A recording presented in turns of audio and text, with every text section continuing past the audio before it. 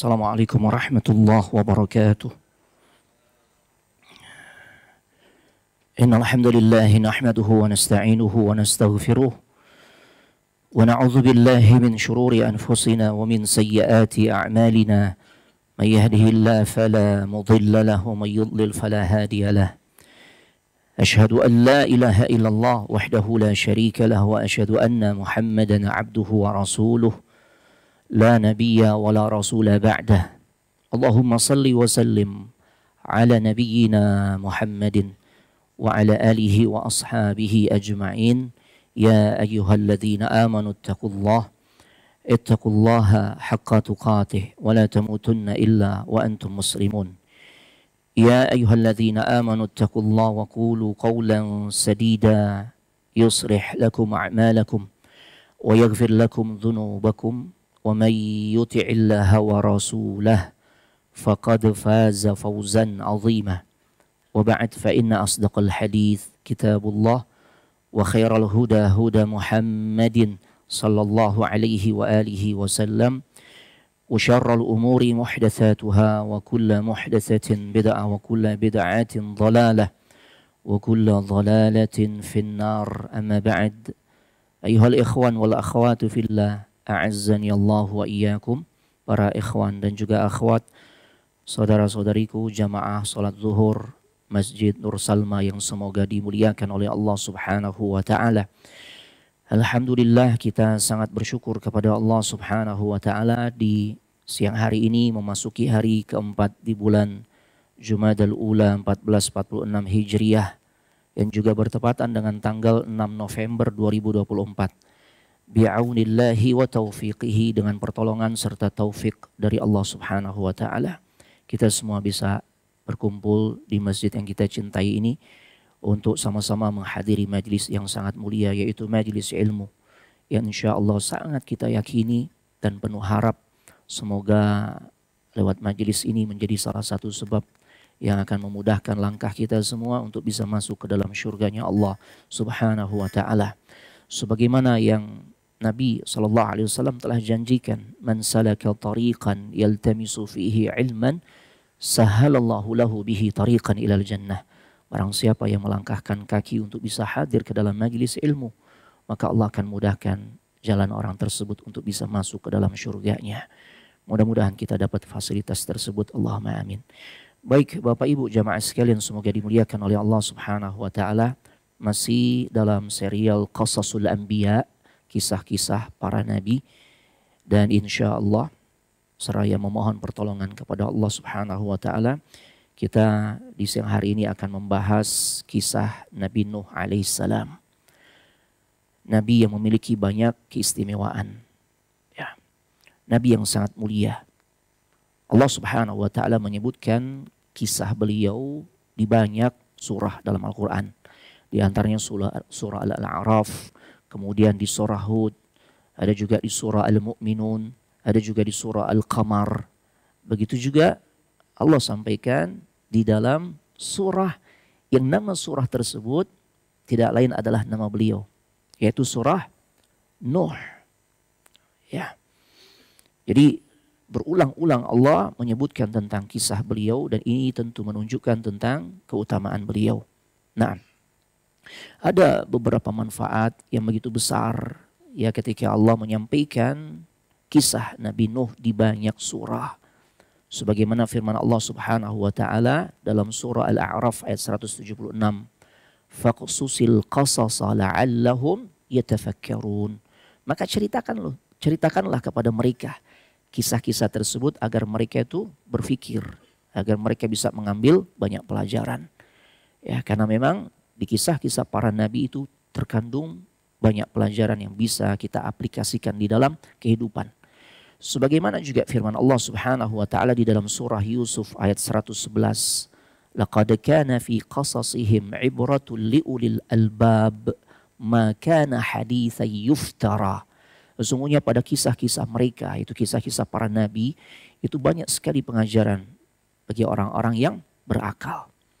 Dan Al-Quran itu bukanlah cerita yang fiktif, bukan cerita yang dibuat-buat, enggak. Semua kisahnya adalah nyata, ya, bukan kisah fiktif. Masya Allah. Bapak Ibu jamaah sekalian yang semoga dimuliakan oleh Allah Subhanahu wa taala. Ada banyak keistimewaan yang Allah berikan kepada sosok Nabi Nuh ini. Di antaranya yang pertama, Nabi Nuh adalah nabi yang Allah berikan karunia umur yang sangat panjang, jemaah. Ya Allah. Makanya boleh gak kita minta umur panjang, jemaah? Boleh, cuma jangan berhenti sampai pada minta umur panjang. Untuk apa nih? Ya tidak lain agar kita bisa terus beribadah kepada Allah. Agar bisa terus memperbaiki amal kita, bertaubat kepada Allah. Ya, maka kalau mintanya kita kepada Allah agar diberikan umur panjang seperti itu, maka fadhal, bagus. Ya, bukankah Nabi sallallahu alaihi wasallam pernah mengatakan khairukum man tala umruhu wa hasuna amaluh. Sebaik-baik kalian adalah yang Allah berikan karunia umur yang panjang. Tapi nggak berhenti sampai umur yang panjang. Dan juga baik amalnya. Untuk apa kita dapat umur panjang tapi ternyata kita isi dengan berbagai macam dosa dan maksiat. Numpuk-numpuk dosa, jemaah. Ya. Makanya tidak hanya sebatas kita minta kepada Allah agar dipanjangkan umur. Tapi kita lanjutkan doa kita ya. Dengan sebab umur yang panjang yang kita minta kepada Allah, kita bisa lebih memperlama masa kita beribadah kepada Allah Subhanahu wa taala. Nah, di antara nabi yang umurnya Allah berikan ya sangat panjang tidak lain adalah Nabi Nuh alaihissalam. Ya. Gambaran betapa panjangnya umur beliau ya ketika kita dapati penjelasan Allah Subhanahu wa taala dalam surah Al-Ankabut ayat 11. Ya, ini masa dakwahnya beliau saja Allah ceritakan berapa lama nih. Subhanallah. Ini menunjukkan panjangnya umur beliau. Masa dakwahnya Allah katakan walaqad arsalna nuhan ila qaumihi falabitha fihim alfasanatin illa khamsina ama. Dan sesungguhnya kami telah mengutus Nabi Nuh kepada kaumnya. Ya. Dan kemudian beliau tinggal di antara mereka, mendakwahi mereka. Berapa lama? 1000 tahun kurang 50 tahun. Artinya 950 tahun. Allah bahasakan demikian. Alfasanatin illa khamsina ama. 1000 kurang 50. 950 tahun masa dakwahnya. Allahu Akbar. Ya. Ini luar biasa jemaah. Dan kemudian pada akhirnya karena kaumnya ingkar, nggak mau mengikuti dakwahnya, fa'akhadhahumut tufan wa hum zalimun. Maka mereka pun ditimpa dengan musibah besar. Apa bentuknya? Banjir yang menenggelamkan mereka. Jadi tufan dalam bahasa Arab itu bukan angin ya. Nah, karena ada juga yang kita kenal ya istilah angin topan, bukan. Ya, tufan di sini tidak lain adalah banjir yang menenggelamkan kaumnya Nabi Nuh. Dan mereka adalah kata Allah orang-orang yang zalim. Ya. Ya kita sudah bisa memahami kalau masa dakwahnya saja selama itu 950 tahun berarti usianya lebih dari itu. Ada beberapa pendapat yang disampaikan oleh para ulama berkaitan dengan berapa ya usia Nabi Nuh alaihi salam. Ya. Kalau kita mengambil keumuman seorang nabi dan rasul dinobatkan ia menjadi utusan Allah itu rata-rata di umur arba'una am. 40 tahun. Ya, 40 tahun. Kemudian ada juga riwayat yang menjelaskan, ini dijelaskan oleh Al-Imam Al-Qurtubi di dalam tafsirnya. Ya, bahwasanya Nabi Nuh alaihissalam itu meninggal 60 tahun setelah datangnya banjir tersebut. Berarti usia beliau diperkirakan ya berapa? 1050 tahun. Sebagaimana penjelasan dari Al-Imam Al-Qurtubi. Ya Allah. Ya. Nah, pendapat lain ini masih dalam penjelasan ya yang disampaikan oleh Al-Imam Al-Qurtubi. Beliau mengatakan umur Nabi Nuh ketika diangkat menjadi seorang nabi dan rasul itu usia beliau saat itu adalah 350 tahun. Allahu Akbar. Jadi beliau dinobatkan, diangkat menjadi seorang utusan Allah di saat umurnya 350 tahun. Kemudian ya masa dakwahnya berapa tadi? 950 tahun. Udah berapa tuh? 1000 300. Belum selesai. Ya, ditambah kehidupan yang beliau jalani di alam dunia, ya, pasca ya Allah tenggelamkan kaumnya, itu beliau hidup selama 300 tahun. Jadi total berapa? 1600 tahun. Allahu Akbar. Ini luar biasa jemaah. Ya. Jadi memang usia beliau sangat panjang. Sekitar 1600 tahun menurut pendapat kedua sebagaimana disampaikan oleh Al-Imam Al-Qurtubi. Nah, anak kadang berpikir iya. Makanya Allah tuh sangat sayang kepada kita, khususnya kepada umat Nabi Muhammad. Ini gambaran umat-umat terdahulu umurnya panjang. Nabi Nuh bisa 1050 atau 1600 tahun. Berarti kaumnya nggak beda-beda jauh kan? Kan gitu ya. Nggak beda-beda jauh. Ya. Umur umat sebuah nabi atau umur umat suatu nabi, ya, nabi memiliki umat yang usianya itu nggak beda jauh dengan nabinya. Ya, umur umatnya nabi itu tidak berbeda jauh dengan umur nabinya, maaf. Ya. Sebagaimana Nabi kita Muhammad SAW, Allah wafatkan di usia 63, maka umatnya pun nggak jauh dari itu. Makanya Nabi sampai menyampaikan bocoran, a'maru ummati baina sittin ila sab'in. Rata-rata umur umatku rentang antara 60 sampai 70. Sedikit yang di atas 70. Ya, coba kita yang hadir sekarang. Ada yang 70? Muka-mukanya nggak ada yang 70 nih, muka-muka seger semua nih. Ya, nggak ada yang 70 cuma. Masya Allah ya. Nah, makanya ya umur umat Nabi Nuh pun nggak beda jauh dengan prediksi yang disampaikan oleh para ulama, di antara Imam Al-Qurtubi terkait usia beliau ribuan tahun jemaah. Nah, pertanyaan besarnya, bagaimana kita bisa menyaingi umat-umat terdahulu yang umurnya sangat panjang?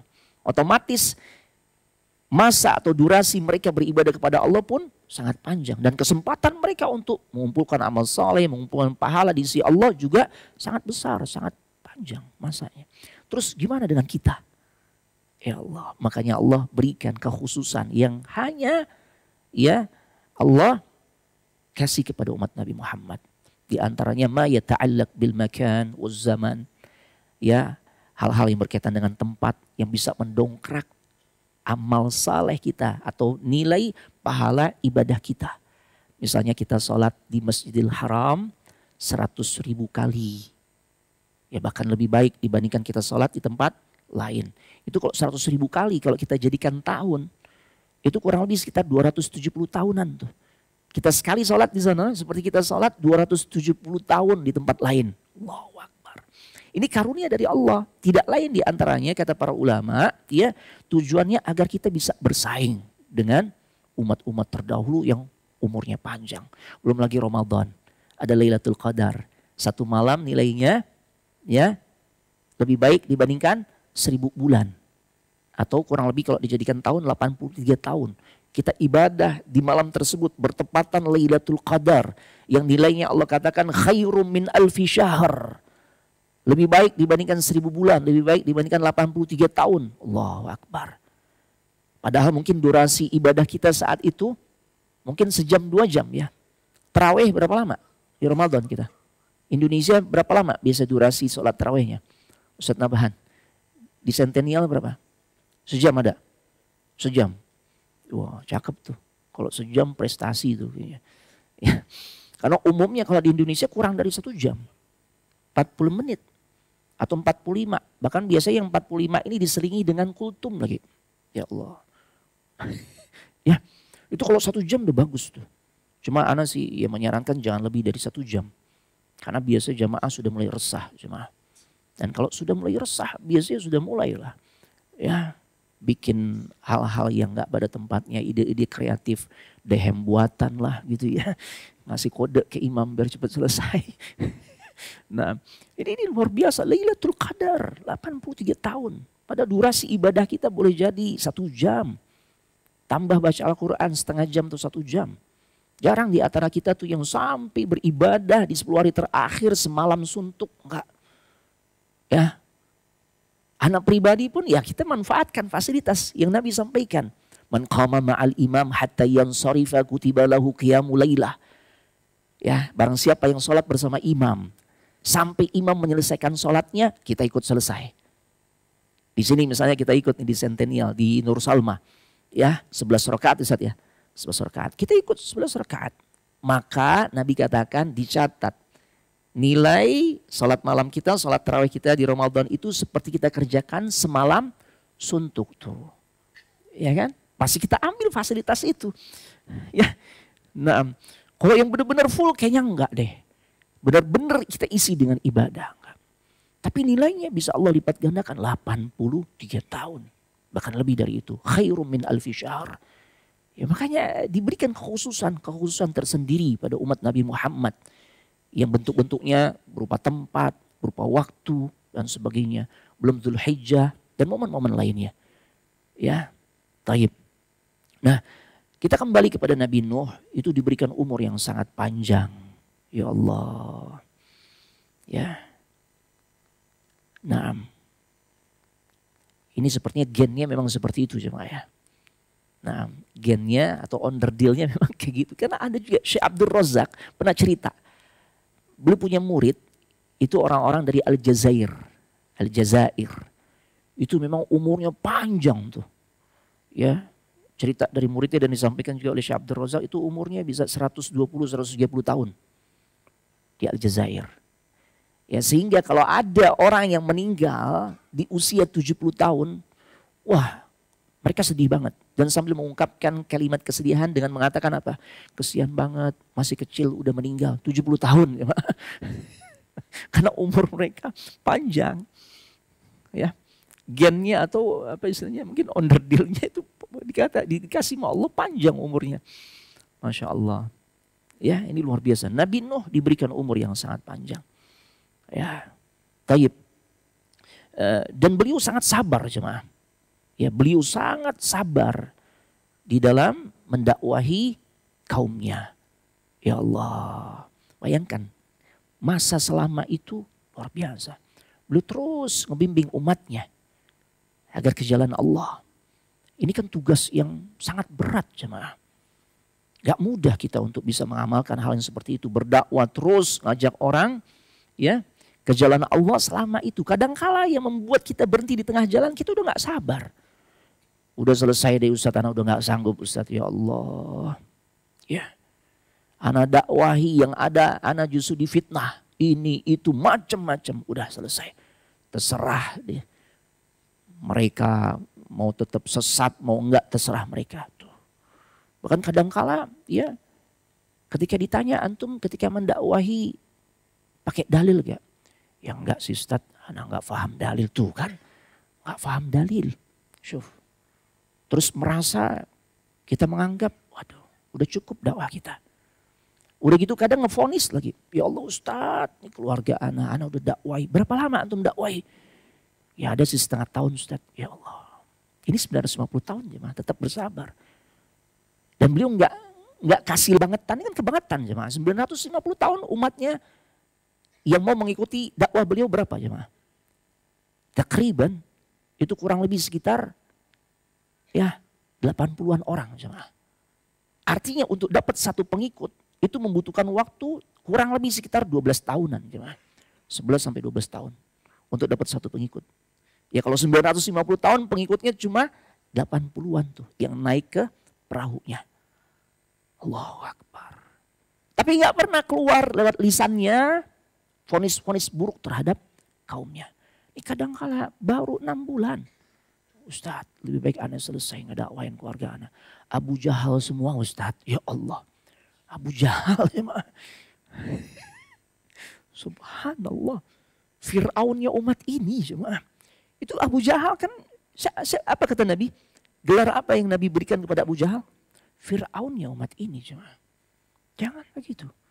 Ini luar biasa bagaimana sabarnya Nabi Nuh alaihissalam. Sampai beliau berdakwah selama 950 tahun. Dan gak ada keluar dari lisannya ya ucapan-ucapan yang dimana beliau memvonis kaumnya. Itu benar-benar orang-orang yang tersesat. Beliau terus bersabar. Masih tetap optimis. Semoga kaumnya mau mengikuti ya ajakannya. Ya, untuk menyembah Allah semata. menjauhi kesyirikan dan sebagainya. Ini luar biasa jemaah rahimanillah wa iyyakum.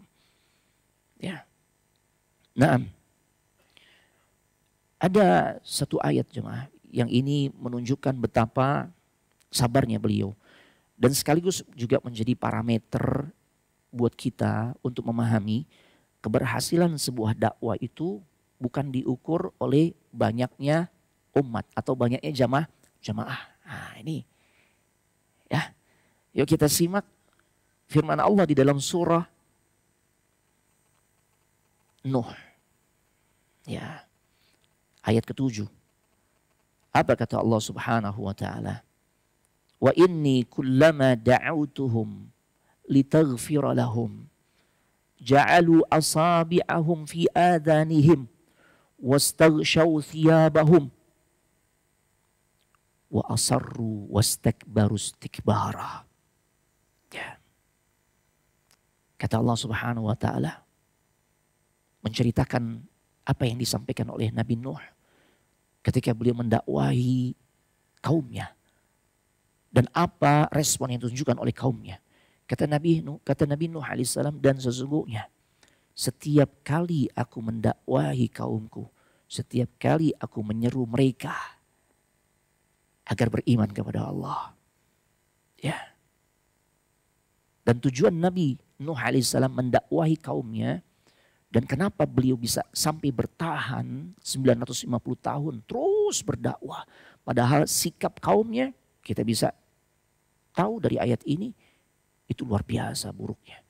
Sampai-sampai mereka masukkan anak atau jari-jari tangan mereka ya ke dalam telinganya. Jadi kalau Nabi Nuh berdakwah mungkin boleh jadi baru mengucapkan salam assalamualaikum warahmatullahi wabarakatuh. Langsung mereka itu apa? Ya, yaj'alu asabi'ahum fi adhanihim. Mereka tutupi itu telinganya dengan jari-jarinya. Allahu Akbar. Ya, boro-boro mau nerima, didengerin aja nggak mau. Mereka mau mendengarkan, nggak mereka mau. Mereka nggak mau melakukan itu. Ya Allah, bukan cuma itu. Sampai-sampai kata Allah wastaghshaw thiyabahum. Mereka tutup itu ya wajah mereka dengan baju-baju mereka. Nih kalau ini baju nih ya ditutupin wajahnya. Selain mereka tutupi telinga mereka dengan jarinya, mereka tutupi juga wajahnya dengan baju-baju mereka. Saking nggak mau dengernya tuh apa yang disampaikan oleh Nabi Nuh alaihissalam. Berapa lama Nabi Nuh merasakan perlakuan yang seperti itu jemaah? Ya selama dakwahnya 950 tahun jemaah. Allahu Akbar. Ya, ini luar biasa. Itu tutup baju mereka. Dan mereka ingkari. Dan mereka tunjukkan kesombongan yang luar biasa. Ini jemaah. Ya, jemaah, ketahuilah kekecewaan yang muncul dalam diri kita. Itu biasanya berbanding terbalik dengan ekspektasi dan harapan yang tidak kita dapatkan. Ya, kadangkala munculnya kekecewaan dalam diri kita itu disebabkan karena kita nggak bisa mendapatkan sesuatu yang kita harapkan. Ya, nah ini jemaah. Makanya coba perbaiki apa yang menjadi motivasi kita di dalam berdakwah. Apa yang menjadi tujuan kita di dalam mengajak keluarga kita paling tidak, atau teman-teman akrab kita, sahabat-sahabat kita, atau teman-teman dekat kita, untuk mereka juga bisa merasakan nikmatnya hidayah di atas sunnah. Motivasinya apa nih? Ya, karena kalau motivasinya salah, ketahuilah kekecewaan itu ya berbanding terbalik dengan ekspektasi dan harapan. Apabila harapan kita ternyata memang kita pengen dipuji, disanjung, ya, maka yang ada kita akan mendapatkan kekecewaan. Ya. Nah, tujuan Nabi Nuh ketika mendakwahi kaumnya, bahkan terus menerus beliau menerima penolakan demi penolakan. Sampai-sampai mereka menutupi telinga mereka dengan jari-jari mereka. Dan juga menutupi wajah mereka dengan pakaian mereka. Kenapa Nabi Nuh bisa bertahan selama 950 tahun? Karena tujuan yang begitu tulus yang ada pada diri Nabi Nuh. Tujuannya apa? Di sini dijelaskan. Litaghfira lahum. Nabi Nuh dakwahi kaumnya yang membangkang ini. Tujuannya agar Allah memberikan ampunan bagi mereka. Tuh. Ya kita nyampaikan dengan cara yang terbaik. Ini amalan yang salah. Ini gak sesuai sunnah. Tidak lain tujuannya karena kita nggak rela. Kalau saudara kita melakukan amalan-amalan yang sia-sia. Yang dengan sebab amalan yang sia-sia tersebut tidak hanya sebatas sia-sia. Mereka juga bisa jatuh pada perbuatan dosa. Itu cuma. Jadi mereka mau terima mau enggak apa-apa. Yang penting anak akan terus berusaha untuk membimbing mereka ke jalan Allah. Agar mereka mendapatkan ampunan dari Allah. Ini jemaah. Ya. Dan bukan menjadi parameter sebuah dakwah dikatakan sukses kalau jamaahnya itu banyak. Cuma 80 jemaah.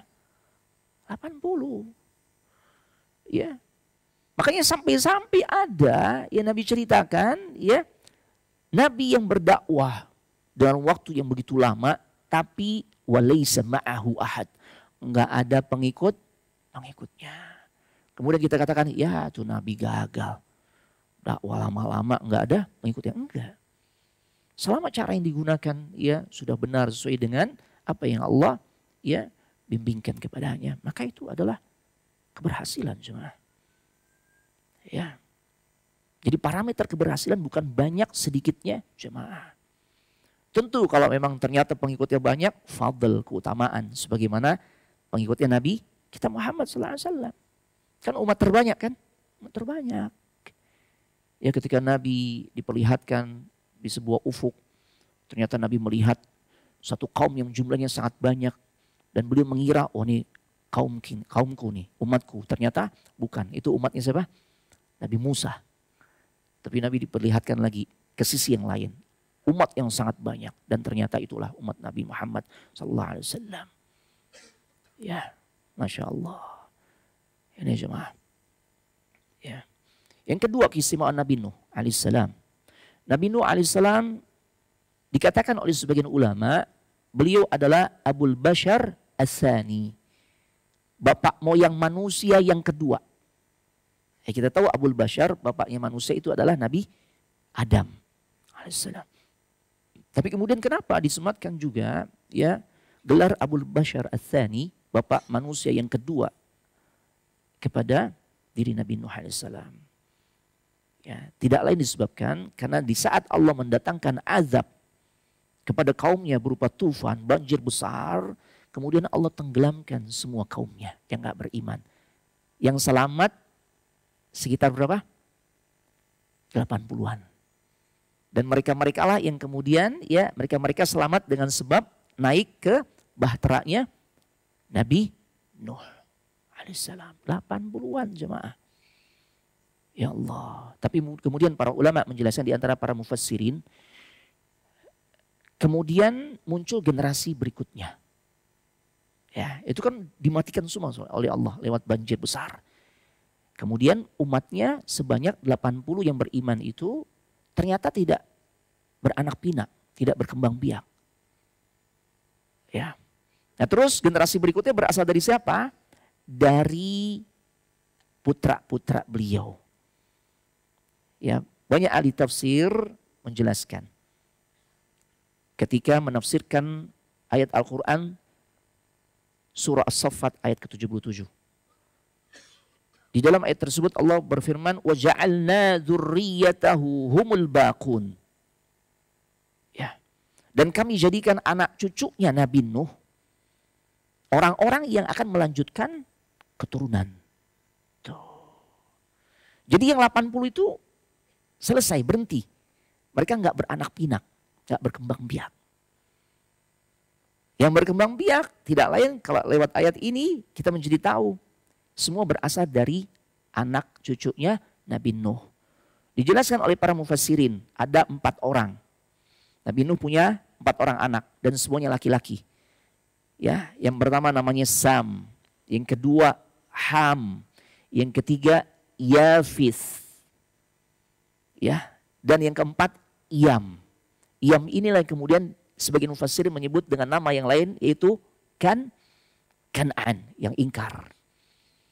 Berarti Kan'an atau Iyam ini kita nggak masuk hitungan ya, kita nggak masukkan dalam hitungan karena dia kan ini nih Yang sebagian muarrikhin, ahli sejarah menjabarkan semua manusia itu keturunan dari 3 anak ini. Karena setelah peristiwa penenggelaman kaumnya Nabi Nuh kan habis semua tuh. Manusia binasa, mati semua. Kecuali 80 yang naik ke kapalnya Nabi Nuh. Tapi itu pun tidak berlanjut memiliki keturunan. Yang punya keturunan dari 3 orang anaknya itu. Sam, Ham, Yafith. Nah sebagian ahli sejarah sampai mengatakan, ya ini analisa sejarah ya. Sam ini nenek moyangnya Arabiyin, orang-orang Arab. Begitu juga nenek moyangnya orang-orang dari kalangan Persia. Begitu juga ya orang-orang Romawi berasal dari Sam. Begitu juga Yahudi dan Nasara. Itu dari Sam, garis keturunan Sam. Nah, kemudian Ham, ini nenek moyang untuk kaum orang-orang yang berada di wilayah Afrika, di antaranya Sudan. Ya. Kemudian Al-Hind, Hindia juga berasal dari Ham nih. Kemudian ada juga Habasyah, Afrika juga ya. Nah, Habasyah, Sudan, Habasyah. Itu Afrika. Al-Qibt, Qibti di mana jemaah? Mesir. Mesir itu dari Ham jemaah, dari Ham. Dan juga sebagian ya orang-orang yang berasal dari Barbar, dari Maroko tuh, Maghribi. Ya. Itu garis keturunan dari Ham. Nah, yang ketiga Yafith. Ya. Ini nenek moyangnya orang-orang Turki. Sin, orang-orang Cina. Mongol termasuk. Ya termasuk juga sebagian ahli sejarah mengatakan Ya'juj, Ma'juj ini berasal dari sini. Indonesia dari mana? Indonesia masuk ke mana nih? Wallahu a'lam bishawab. Yang jelas inilah penjelasan ya dari sebagian ahli sejarah. Nah, baik kita masuk pada keistimewaan yang ketiga. Nabi Nuh alaihissalam itu dapat gelar abdan syakura. Ya. Hamba Allah yang pandai bersyukur. Ini gelar prestisius. Gelar prestisius. Masya Allah. Kenapa ini dikatakan gelar prestisius? Karena untuk seseorang sampai dikatakan pandai bersyukur bukan perkara yang mudah. Allah yang mengatakan tentang hal itu. Ketika Allah berfirman, وَقَلِيلٌ مِّنْ عِبَادِيَ الشَّكُورِ. Sedikit sekali dari hambaku yang pandai bersyukur. Jadi hamba Allah yang pandai bersyukur itu gak banyak. Sedikit. Berarti yang banyak adalah yang kufur. Allah yang mengatakan demikian.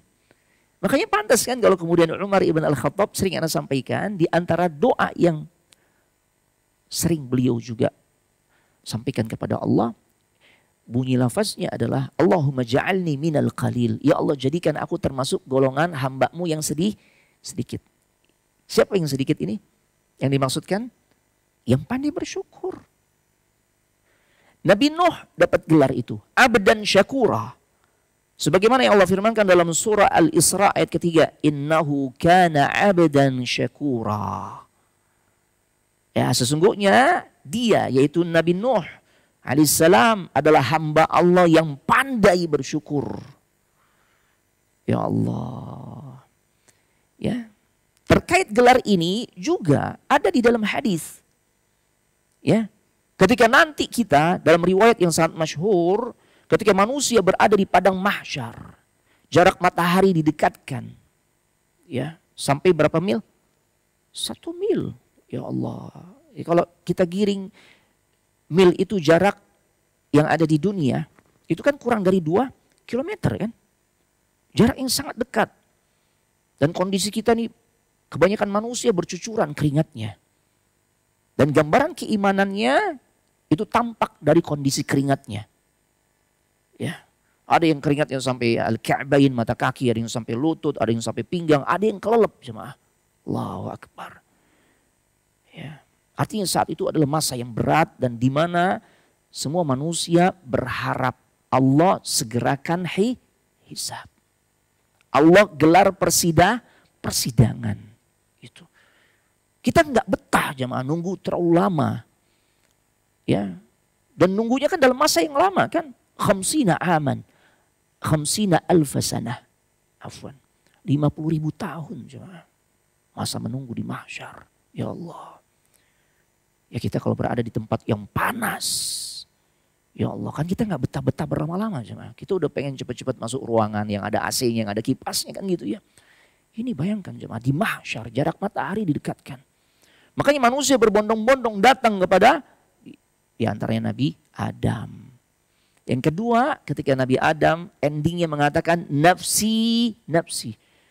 Manusia datang berbondong-bondong kepada Abul Bashar, kepada Nabi Adam alaihissalam, ya. Tidak lain tujuannya agar Nabi Adam nanti menghadap Allah, agar Allah segera gelar persidangan, segerakan hisab. Ya, tapi Nabi Adam mengatakan nafsi, nafsi. Apa makna nafsi, nafsi? Masing-masing, iya. Nah, tapi sebenarnya kata para ulama yang lebih tepat, aku pun butuh syafaat. Ya, aku juga butuh syafaat. Makanya nggak bisa menghadap Allah. Ya, maka kemudian datang kepada Nabi Nuh dan manusia mengatakan, ya Nuh, anta awwalur rusul. Wahai Nabi Nuh, engkau adalah Rasul pertama yang Allah utus. Ila ahlil ardi. Ya, kepada penduduk bumi, engkau Rasul pertama nih. Wasammakallahu abdan syakura. Dan Allah namakan engkau, Allah berikan gelar kepada engkau dengan abdan syakura. Hamba yang pandai bersyukur. Jadi terkenal, viral. Ini gelar prestisius. Sampai-sampai nanti di kehidupan akhirat, di padang mahsyar, manusia pun nyebut-nyebut gelar ini kepada Nabi Nuh, agar Nabi Nuh mau menuruti ya permintaan kebanyakan manusia untuk menghadap Allah dan kemudian menggelar persidangan. Tapi Nabi Nuh juga sama. Beliau mengatakan nafsi, nafsi. Ini jemaah, ya Allah. Terkadang mungkin timbul pertanyaan, ya, apa sih yang menjadikan Nabi Nuh itu dibergelar oleh Allah sebagai abdan syakura? Padahal Nabi Nuh kan tidak tercatat sebagai seorang nabi yang memiliki kekayaan yang luar biasa. Biasanya kalau orang dikatakan bersyukur, atau tuntutan kita untuk bersyukur itu tatkala kita diberikan kekayaan, ya, atau kita diberikan nikmat yang berlimpah, maka respon dengan syukur yang benar. Kan gitu ya. Kenapa kok ya enggak dikatakan abdan sabura? Ya, seorang hamba yang sangat penyabar. Kan kayaknya ini lebih relate gitu ya, lebih nyambung, lebih connect gitu ya. Kenapa? 950 tahun dakwahnya. Berarti kan ini menunjukkan kesabaran yang luar biasa. Ya, makanya mungkin boleh jadi sebagian kita menganggap bukan yang lebih tepat tuh gelar buat Nabi Nuh abdan sabura. Hamba Allah yang sangat penyabar. Ya. Taib. Terlebih ketika beliau berdakwah, ya, yang beliau terima adalah olok-olok dari kaumnya. Ya, para ulama menjelaskan, Bapak Ibu jamaah sekalian semoga dimuliakan oleh Allah Subhanahu wa taala. Ya, ketahuilah kenapa Nabi Nuh tidak mendapatkan sebutan atau mendapatkan gelar abdan sabura. Karena kita ketahui bersama, semua ujian yang telah dilalui oleh Nabi Nuh alaihissalam, ya, sudah beliau tunjukkan. Benar-benar beliau menunjukkan kualitas diri yang sangat penyabar. Tatkala beliau sama sekali tidak meninggalkan kaumnya. Ya. Taib. Ini jemaah. Jadi beliau tidak hanya sebatas bersabar. Melainkan ya beliau kata para ulama juga melakukan sesuatu yang derajatnya jauh lebih tinggi. Yaitu tetap bersyukur, tetap memuji Allah. Nggak ada protesnya sama Allah, nggak ada. Sekalipun beliau merasakan kepayahan, kesulitan di dalam kehidupannya, di dalam aktivitas dakwahnya. Tapi beliau tetap mampu menunjukkan rasa syukur yang besar. Tuh. Makanya kan ada level-level tertentu yang sebenarnya nih orang-orang baik ketika dia dapat musibah, dia mengucapkan kalimat istirja. Inna lillahi wa inna ilaihi raji'un. Bagus, istirja. Tapi ternyata ada level yang lebih tinggi lagi. Tidak hanya dia mengucapkan istirja atas musibah yang dialami. Nah, level yang lebih tinggi ditunjukkan tatkala seseorang tetap memuji Allah dengan mengucapkan alhamdulillahi ala kulli hal. Dapat musibah, usahanya bangkrut, Ya Allah. Jadi korban PHK. Istrinya minta cerai. Atau suaminya menceraikan dirinya. Selain dia mengucapkan inna lillahi wa inna ilaihi raji'un. Qaddarallah wa ma sya'a fa'ala. Maka orang yang levelnya tinggi, dia juga sampai sanggup untuk mengucapkan dengan lisannya disertai dengan penghayatan kalimat alhamdulillahi ala kulli hal. Itu tuh yang ditunjukkan oleh Nabi Nuh. Makanya levelnya lebih tinggi. Karena kalau sabar, kadangkala sabar seseorang tuh terpaksa. Ya. Iya cuma. Nabi Yusuf alaihissalam ketika diuji yang bentuknya beliau harus menunjukkan kesabaran. Nah, di antara dua kesabaran yang beliau tunjukkan, mana yang lebih utama tatkala beliau dicemplungin, dimasukkan ke dalam sumur oleh saudara-saudaranya. Maka yang beliau tunjukkan adalah bersabar. Menghadapi musibah. Nah, sabar dalam kondisi seperti itu, ya, levelnya kata para ulama tidak lebih tinggi dibandingkan kesabaran Nabi Yusuf saat diuji ketika digoda oleh siapa? Zulaikha. Dituntut kesabaran dari Nabi Yusuf untuk tidak jatuh pada perbuatan maksiat. Kan kita sudah paham ya, bahwasanya sabar itu terbagi menjadi tiga. Sabar dalam menghadapi musibah, sabar tatkala menjalankan ibadah. Ini butuh sabar. Ini kalau nggak sabar nih, lama benar kita butuh sabar. Dan sabar untuk menghindarkan maksiat. Menghindarkan diri dari maksiat. Nah, Nabi Yusuf di saat diuji oleh Allah dalam bentuk digoda oleh Zulaikha, wanita cantik, berhias, kondisinya sudah sangat kondusif. Enggak ada orang kecuali mereka berdua. Dan pintu sudah tertutup. Wa ghallaqatil abwab, semua pintu tertutup. Ya Allah. Dan yang goda duluan siapa? Zulaikha. Ya Allah. Tetap sabar. Dan sabarnya saat itu ikhtiari, pilihan. Makanya kata para ulama, sabar ya di antara dua kesabaran yang ditunjukkan oleh Nabi Yusuf di masa kehidupannya atau di dalam kehidupannya, yang lebih berat adalah saat beliau diuji, digoda oleh Zulaikha dibandingkan saat beliau dimasukkan oleh saudara-saudaranya ke dalam sumur tua. Karena kalau di dalam sumur tua itu sifatnya terpaksa, nggak ada pilihan. Ya kan? Mau ngapain Nabi Yusuf? Tatkala diceburin, nggak lain sabar, gitu loh. Ya, makanya level sabar itu ya ternyata dikalahkan oleh level yang di atasnya itu syukur kepada Allah pada beberapa kondisi. Inilah yang ditunjukkan oleh Nabi Nuh alaihissalam. Beliau tetap memuji Allah. Makanya dapat gelar abdan syakura. Disebutkan oleh para salaf, Nabi Nuh kenapa mendapatkan gelar abdan syakura, hamba Allah yang pandai bersyukur, karena ya beliau tuh ketika mendapatkan karunia dari Allah sekecil apapun, misalnya berupa makanan, berupa minuman, maka nggak lupa beliau senantiasa memuji Allah.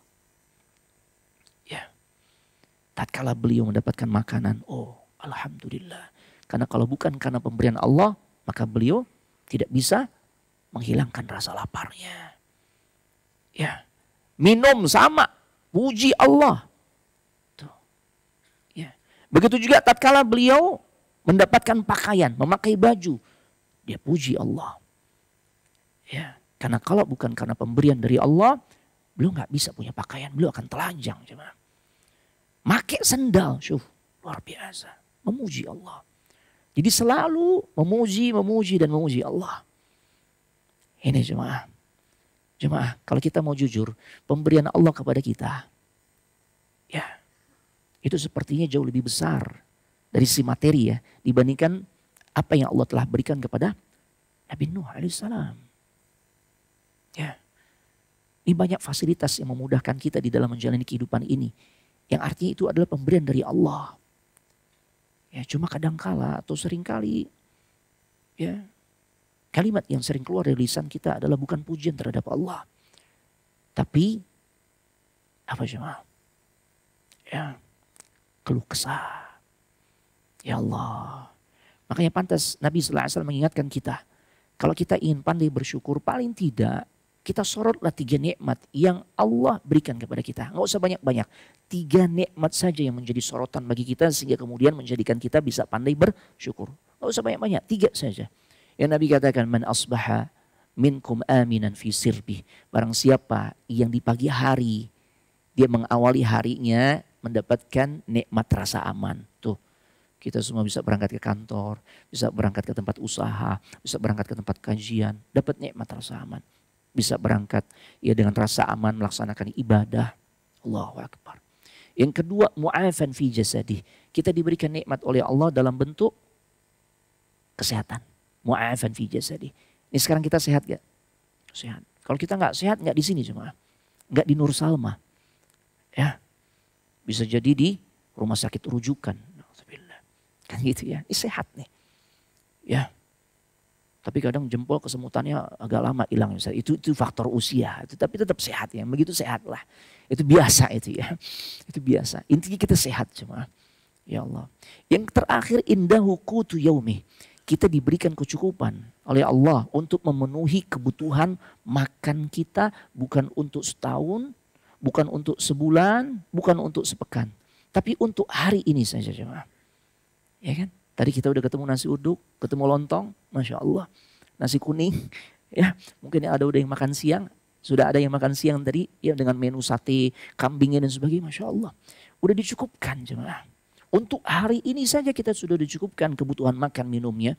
Apa kata Nabi? Kalau 3 nikmat tersebut sudah kita dapatkan, sudah Allah berikan dan kita rasakan. Ya, nikmat aman, nikmat sehat, dan nikmat untuk memenuhi kebutuhan makan minum untuk hari ini saja. Faka'annama hizat lahud dunya. Maka dunia seakan-akan berada dalam genggaman tangannya. Allahu Akbar. Adakah celah untuk kita untuk tidak bersyukur kepada Allah? Ya, gak ada celah.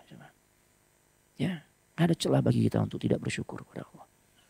Kita harus senantiasa bersyukur kepada Allah Subhanahu wa taala. Baik, yang terakhir keistimewaan Nabi Nuh alaihissalam, yaitu beliau adalah Rasul yang pertama yang diutus di muka bumi. Sebagaimana perkataan manusia ketika nanti di padang mahsyar mereka berbondong-bondong datang kepada Nabi Nuh dan mengatakan, ya Nuh anta awwalur rusul. Wahai Nabi Nuh, engkau adalah Rasul pertama yang Allah utus. Ya. Wallahu ta'ala a'la wa alam. Ini bisa Anda sampaikan. Indakum soal. Ada pertanyaan? Kita belum masuk pada bagaimana metode dakwahnya Nabi Nuh. Ya, kemudian bagaimana ya peristiwa tatkala Allah mendatangkan azab yang begitu dahsyat kepada kaumnya Nabi Nuh. Insya Allah di pertemuan berikutnya kita akan lanjutkan. Tafadhal. Tafadhal ya akhi.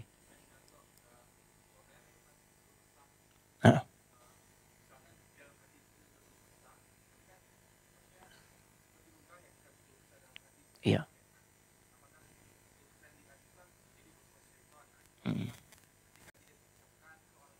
Nah, Masya Allah. Berkonsekuensi. Nah, barakallahu fikum.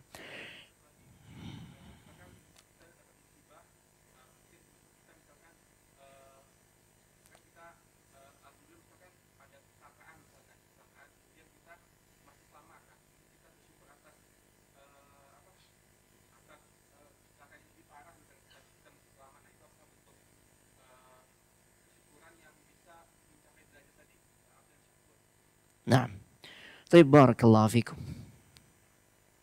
Nah, ya, kalau kesah yang ada di dalam hati, para ulama katakan ini masih berupa khatarat, lintasan yang ada di dalam hati. Insya Allah yang seperti ini tidak berkonsekuensi adanya uqubah atau hukuman ya nanti di kehidupan akhirat. Ya, selama itu tidak dilanjutkan dalam bentuk ucapan lisan. Jadi disebut keluh kesah itu kalau sudah terucapkan lewat lisan. Ya, justru itu hal yang manusiawi ya, hal-hal yang kita rasakan, kesedihan, kegalauan dan sebagainya. Yang penting ya jangan sampai itu diucapkan sebagai ungkapan ya ketidakridhaan kita terhadap takdir Allah misalnya. Ya, tapi kalau itu kemudian tersampaikan oleh lisan dalam bentuk aduan kita, curhatan kita kepada Allah, maka itu bagus sebenarnya. Sambil kita meminta bimbingan kepada Allah agar hal yang kita rasakan tidak nyaman ini ya berbuah kepada rasa syukur yang besar kepada Allah. Jadi intinya kalau hanya baru sebatas lintasan di hati, itu belum berkonsekuensi, ya terkena dosa. Simpelnya begitu. Itu yang disebut dengan khatarat. Ya, khatarat lintasan hati. Makanya kan ucapan lisan itu punya konsekuensi kan. Sampai-sampai Nabi katakan organ tubuh yang paling banyak memasukkan manusia ke dalam nerakanya Allah selain kemaluan, yang lainnya apa? Lisan. Ya karena apa yang keluar dari lisan itu punya konsekuensi. Adapun yang baru sebatas lintasan di hati, ya maka insya Allah itu belum termasuk sesuatu yang nanti akan dimintai pertanggungjawaban. Nah, kemudian bagaimana ketika kita menghadapi satu musibah dan kita selamat ya dari musibah tersebut dan kita kemudian mengungkapkan rasa syukur kepada Allah Subhanahu wa taala. Ya memang sepatutnya seperti itu. Dan ini bagus. Ya, jadi rasa syukur ini kita tunjukkan dalam berbagai macam kondisi. Dalam kondisi yang tidak mengenakan, yang tidak sesuai ekspektasi atau hal-hal yang tidak membuat manusia itu menjadi nyaman dengannya. Ya kemudian kita selamat darinya, maka kita mengungkapkan syukur kepada Allah, itu bagus. Dan ternyata ya ketika seseorang menunjukkan ya rasa syukur kepada Allah di saat ya dia menghadapi hal-hal yang tidak mengenakan bagi dirinya di antara musibah, ya maka saat syukur yang keluar lewat lisannya ya dengan kalimat alhamdulillah alladzi bi ni'matihi tatimmus shalihat atau alhamdulillah ya ala kulli hal, ini berarti menunjukkan ketinggian ya keimanan orang tersebut ya, karena di saat dia menghadapi situasi yang enggak enak dia tetap memuji Allah. Ya. Taib. Apakah seorang yang selamat ini dia termasuk abdan syakura? Allah Ta'ala alam. Selama kita selalu membiasakan untuk bersyukur kepada Allah lewat lisan kita, lewat anggota tubuh kita, dan lewat hati kita. Maka insya Allah bahwasanya inna fadlallahi wasi'. Sesungguhnya karunia dari Allah itu sangat luas. Ya. Artinya Allah sangat mungkin memberikan karunia kepada dirinya sebagai hamba Allah yang pandai bersyukur. Ya, kita optimis ya kalau memang senantiasa ungkapan syukur yang kita tunjukkan, ya yang kita sampaikan kepada Allah, maka semoga ini menjadi salah satu sebab yang akan menggolongkan kita masuk kategori orang-orang yang pandai bersyukur. Baik, saya rasa cukup karena waktu sudah mepet. Kita tutup dengan doa kafaratul majlis. Subhanakallahumma wa bihamdik asyhadu an la ilaha illa anta astaghfiruka wa atubu ilaik. Assalamualaikum warahmatullahi wabarakatuh.